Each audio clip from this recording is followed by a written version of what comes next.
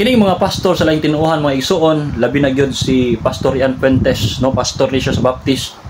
Ang ilang balik-balikon og pangutana, kinsa ko yung nagsugo sa Katoliko nga maghimog mga larawan. No, mao man na ilahang kanunay pangutana mga igsoon nga kuno kay nakapuntos sila. Abi ninyo mga igsoon, diha sa Biblia, wala gyud tay mabasa nga litra por litra nga si Kristo nagsugo nga magpahimo gyud og mga larawan sa mga larawan ni Saint Joseph, mga Mary, no? Kaya dito sa Exodus mga igsoon, larawan sa kerubin. Larawan sa kerubim ang gisugo sa Ginoo kang Moises, no? Mapita na sa templo sa Ginoo diha sa Ezekiel, no? 41:17-18 nga gikulitan gyud mga larawan. Unya aduna poy larawan sa kerubim, larawan sa dagway sa tao, no? Gikulit sa sawg, paingon gina sa bungbong sa kisami. Muna nga karong panahon na ang pangutana ani mga pastor, kinsa ko rin nagsugo nato mga Katoliko nga magbutang og larawan sa mga santos diya sa altar ba sa simbahan. Kung nakasabot pa lang ni sila sa Mateo 16:19 mga igsoon nga si San Pedro gitagaan og otoridad, no, sa Ginoo nga kung unsay itugot ni San Pedro sa yuta, itugot ta sa langit. Kung unsay idili dinhi sa yuta, idili ta sa langit. No, kung nasabtan pala na nila, no, di na sila mangutana. Ang nakalisod lagi ani mga igsoon, ang kanigong mga laing tinuohan, wala mo ni sila otoridad. No, kay mo sila labot anang Mateo 16:19. Nakin sa manang asa na nasakop si San Pedro nga giingnan sa tong Ginoo. Naabay na sa born again, naabay na sa Baptist, naabay na sa Seventh Adventist, naabay na sa Saksyon ni Jehovah, Iglesia ni Cristo, sa MCGI, o guban pa. Wala. Asa man na nasakop? Naana sa simbahan Katoliko. Mao na ang pinakaunang Santo Papa sa simbahan Katoliko. Mao na wala sabti nila. Kay kung ila pa na nasabtan mga igsoon, adi ang kaning ubang pastor bright man sila.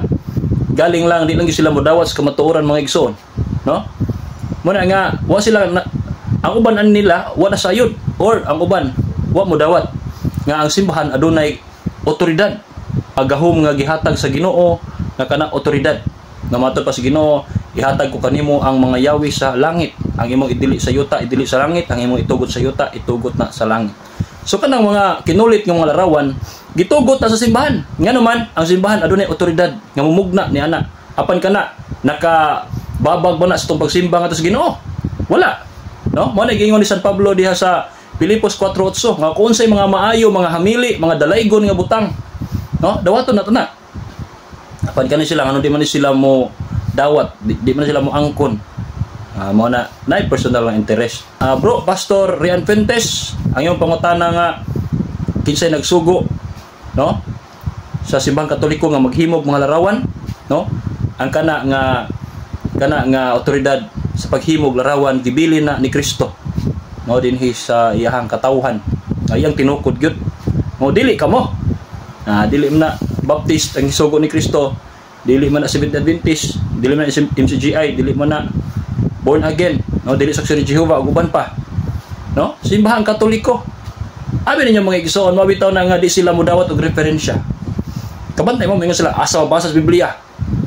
Nga naman ang Biblia man god subject for interpretation man gud na siya mga igsoon. Nyawa sila kibaw nga naray gitugutan pag-interpret ni ana. Mo na ang teaching authority of the church, no? Nya di man na Baptist, di man na Saksyon ni Jehovah, di man na born again, di man na Seventh Adventist, Katoliko, no? Mga kaparian, mga kabispuhan sa simbahan Katoliko ang gitagaag otoridad ana, no? Mabita na mingon sila asa mabasa sa Biblia. Kay makapabor man sila kay nganon, pwede man angkon-angkonon. Pero mingon sila asa mabasa sa referensya, di gina sila mingon na. Nga naman di man sila kapabor ana, no? Kay ang referensya dapig man simbang Katoliko.